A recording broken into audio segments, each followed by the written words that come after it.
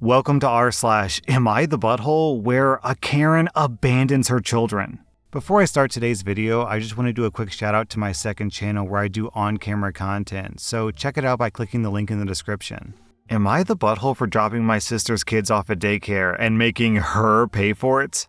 I'm a 19-year-old woman, and my sister, who's 25, asked me to babysit her kids, who are 4 and 6, so she could go to a friend's party. I told her that I can't babysit that day. I had an exam, so I had to be at college. The day for which my sister needed a babysitter came. I answered the door in the morning, and her freaking kids were on my doorstep, and my sister was driving off. She just left them with me after I said that I couldn't stay home that day. I called a friend who owns a small daycare, and she told me that I could drop them off there. Thank God. I gave her my sister's contact info, and I told her to keep me updated. I texted my sister about what happened, and I gave her the address and the phone number. I picked the kids up from daycare since my sister wasn't answering her phone and fed them. She picked them up at 9 p.m. and was absolutely livid that I left them with a stranger, that it was irresponsible, that something could have happened, etc. I told her that she knew that I couldn't babysit that day, and that she could have picked them up if she wasn't comfortable with that since I texted her the address. She told me that I should have just skipped the exam to retake it later. I thought this was a reasonable thing to do when someone leaves kids on your doorstep without warning and you can't take care of them, but my parents are on her side. My mom told me that my sister already has so much on her plate and that I should help out when I can. I guess babysitting at least one day a week for free isn't good enough. Am I the butthole? Okay. If your parents think it's so important to help out your sister, then they can watch the kids. Why is it your responsibility? Honestly, OP, your sister's lucky that a daycare was available in that situation because I think most people would have just called the cops. And it's not like she dumped the kids on you to, go to a funeral or to go to a cancer appointment or something. It was to go to a party. OP clarifies in an edit that specifically her sister went to an escape room with her friends. Also, I'd like to point out that OP said that she dropped off the kids really early in the morning and she didn't pick up the kids until 9 p.m. So that was probably close to about 12 hours of free babysitting. OP, you are completely not the butthole. What your sister did was rude, inconsiderate, and honestly dangerous. Like, she drove off with the kids on the front doorstep. Did she even wait to see if you answered the door? OP, you get 0 out of 5 buttholes. Your sister gets 3.5 out of 5 buttholes. Am I the butthole for dropping my boyfriend and his daughter off at a rental car place states away from home? I'm a 27-year-old woman, and I started seeing Dave, who's 44, 3 years ago. I have 2 sons who are 9 and 6. He has 1 daughter, Anne, who's 17. I booked a road trip for me and my sons roughly 3 months ago. This road trip consists of roughly 26 hours worth of driving with stops in between. This is the first time I've ever been financially able to do much of anything with my kids, so I went all out. I planned to stop at every place that my sons asked me to stop, basically. I was beyond excited to surprise my sons with this trip. A week before leaving, Dave decides that he wants to go with me and bring Anne as a bonding experience. We don't live together, and Anne has never liked me because I'm boring. She said this to my face. So Dave thinks that the 5 of us going together will be good. I didn't really want either of them to come along, but I thought, what the hell, why not? This could be good for us. Boy, was I effing wrong. From the moment that Anne got into my vehicle, she started complaining about absolutely everything. It's too crowded. It's too loud. We're making too many stops. The boys are annoying. We need to quiet the F down and chill out. We get to a hotel 9 hours in. It's around 3 p.m. at this point. Dave asks if he can take a drive with Anne because she was getting irritated with the kids. I told him that he could if he makes it quick because I need to get dinner supplies. 3 hours later, he shows back up. Him and Anne had gone out to eat. So I made a comment like, "You didn't think that we wanted to eat too?" And Anne snapped back with, "I don't think we asked." After comments like this for days, I finally snapped. My boys were now saying they just want to go home because several times Dave told my kids to be quiet because of Anne's comfort. At this point, I hadn't done anything with my kids because the queen would have a fit if I pulled off somewhere. And at this point, Dave basically refused to let me drive despite the fact that this is my car. So I snapped and told him to pull the F over. When Dave finally pulled over, I got into the car and drove to the nearest car rental and told him to get the F out of my car. Dave and Ann both start flipping out. Ann says that she's not going to get into a car that has bed bugs. Dave said that he didn't want to take separate vehicles and he didn't have enough money for a rental because the Queen spent over $1,500 in 4 days. So I said, I don't believe that I effing asked. And I took off. They're close to 800 miles from home. It took them 4 days to get home because they were practically broke and they had to borrow money. Now I'm being told that I'm a selfish grunt. Am I the butthole? Also, down in the comments, OP clarifies that after Dave and Ann left, she had a great remaining vacation with her kids. Also, she dumped Dave. OP, you are completely not the butthole here. They literally ruined your vacation. I mean, I do kind of have to put some of this on your shoulders because you knew that Ann doesn't like you and that she's a whiny teenager. So it's kind of like, what'd you expect was going to happen when you invite a whiny teenager who doesn't like you on a road trip? Road trips are like one of the most stressful types of vacation too because it's boring, it's exhausting, you're not comfortable, there's no escape from the people. So it really wears on you.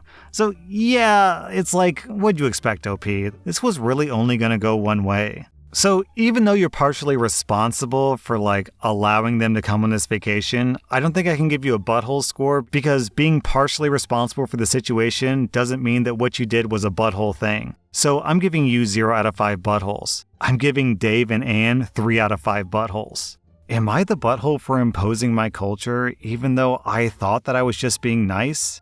I'm a 23-year-old woman. And even though I'm an American, my parents are immigrants, and therefore I have a different cultural upbringing than most. One thing that was hammered into my head from a young age was to always bring a small gift when visiting anyone's house. It doesn't matter if it's family or friends or that one person you kind of know but don't really like, bringing something is a must. My 28-year-old boyfriend and I have been dating for almost 4 years now. Since we both work from home, he suggested that we make dinner with his parents a weekly thing, since we haven't been able to see his parents much for obvious reasons. I love his parents, so obviously I agreed. Every week, I made sure to bring something small to show my appreciation for them cooking for us, always using my own money. A small bottle of wine, their favorite dessert, some flowers, etc. And they always thanked me for it. This has all been going on for a few months, and I absolutely didn't notice anything out of the ordinary until yesterday when my boyfriend and I were preparing to head over. I'd gotten a cute vase of daffodils since, luckily, I'd found some in bloom, and my boyfriend's mom really loves them.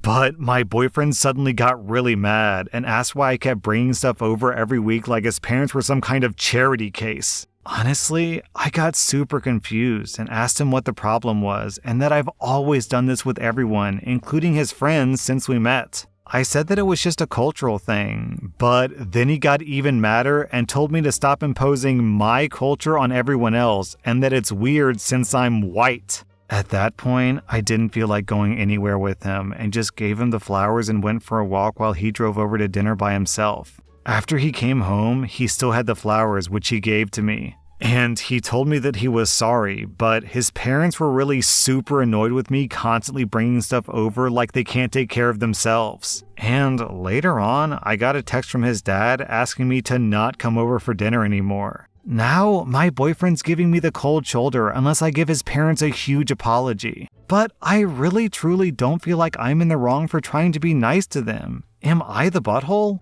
Okay. This post is bizarre because it doesn't make sense. First of all, they're wrong. They're straight up wrong because this is the polite and nice thing to do. They're spending time and money to cook a meal, so you spending your time and your money to show them a gesture of gratitude is very, very appropriate. And when you said that your boyfriend brought back the flowers and said that his parents don't want you to do this anymore, I just automatically assumed that he was lying. But then his dad texted you? This is really weird, OP, and I feel like something's missing here because it straight up doesn't make sense. Who wouldn't want a free bottle of wine or flowers or desserts. This is awesome. If someone came to my house and brought me desserts and flowers every time, I'd love them to come over. Also, like, this is super, super American to do. I feel like it's kind of expected, actually. Down in the comments, we have this post from Typical Aquarius. Not the butthole. My family is literally as American as they come. I can trace my ancestors back to the American Revolution, and your boyfriend's family is weird. Yeah, I agree 100%. And luckily, OP posted an update. After the last update, I told my boyfriend that I was sick and tired of him dancing around the issue with his parents, and I was going over to their house whether he liked it or not. At this point, I think he realized that whatever he was doing had backfired, so he sat down all angry and told me that he'd explain.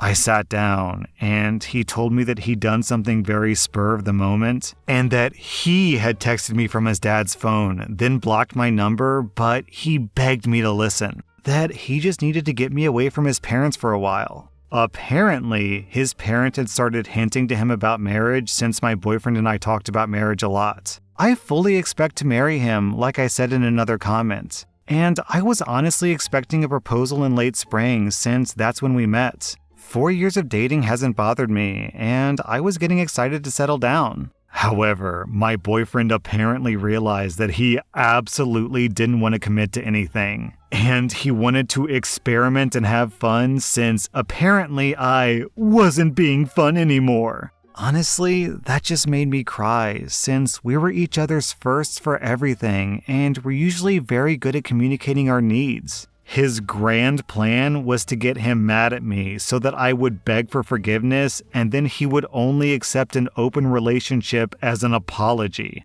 Absolutely brilliant plan, I know. He had made up his parents getting mad at me, but he didn't expect me to blow off dinner completely and he felt like he was hitting a jackpot. His words, not mine. He went over for dinner, hid the flowers, and told his parents we'd gotten into a huge fight, but he was gonna fix it, but I needed space. After he confessed all this, he said that he was very sorry, but really didn't want to miss out on new experiences when he was still young. And he would consider an open relationship with me, but he would pretend that our relationship was strained with his parents so that they wouldn't get suspicious. And I laughed. I laughed his butt right out the door and told him absolutely not, and to just leave me alone while I packed because I want to have some new experiences too. He never stopped begging me to stay, but I left to sleep at a friend's. After calming down for a few days, I cemented the breakup and finally actually went over to his parents' house. My ex-boyfriend's dad never even noticed the phone missing, but still apologized, and his mom was a mess. I still love his parents, and I'll eat dinner without him as often as I can. I won't lie and say that I'm not sad about 4 years down the drain, but hey, that's life. And if that was my ex's best possible plan, then I dodged the bullet by a mile. Wow, okay. I had like a gut feeling that something was really fishy here because it just didn't make sense. It was just so weird. Who doesn't like getting flowers and chocolates? OP, I agree, you totally dodged a bullet. That was super, super manipulative. But like, what I can't understand is, apparently, the worst thing that your boyfriend can come up with is that you bring his parents treats. Like, that's the worst thing about you that he can come up with? Not that you poop with the door open, or that you leave dirty clothes around, or that you're a bad cook, or like, who knows, anything really. Apparently, you're so flawless that he had to invent a flaw from an actual good quality to get pretend upset about. I wouldn't sweat it, OP. Honestly, you sound like a catch. Like, you're sweet, you're caring, you're loyal, you have a spine, you're good at forming relationships with in-laws, which is always like sort of an iffy zone with new relationships. So don't sweat it, OP. Get out there, find a great guy, and I'm pretty sure guys will be clamoring over you because you sound awesome, honestly. OP, you get 0 out of 5 buttholes. Your stupid boyfriend gets 4 out of 5 buttholes. I bet you money that in like 6 months, once he realizes the grass is actually not greener on the other side, he'll come crawling back. Don't take him back, OP. You are way better off without him. Am I the butthole for not returning to my childcare job because the mother fired me over a mistake?